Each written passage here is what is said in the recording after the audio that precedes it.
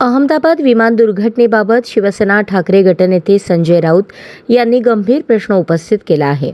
एकाच वेळी विमानाचे दोन्ही इंजिन बंद पडणं ही सामान्य घटना नाही असं सांगत त्यांनी या अपघातामागे काहीतरी गंभीर तांत्रिक चूक किंवा निष्काळजीपणा असल्याचा संशय व्यक्त केला.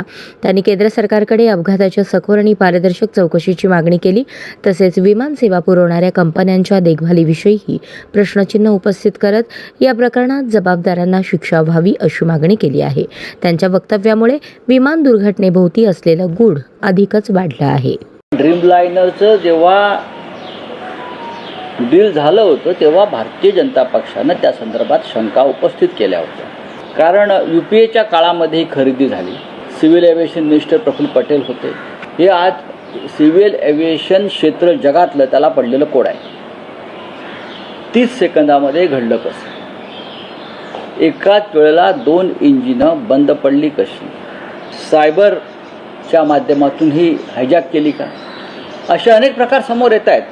पण शत्रू राष्ट्राकडून जे सायबर हल्ले होत आहेत या सगळ्याचा तपास एजन्सी जर करत असेल तर त्याच्यावरती आता फार चर्चा करणं योग्य नाही. दुर्दैवानं 300पेक्षा जास्त लोकांना प्राण गमवावे लागले.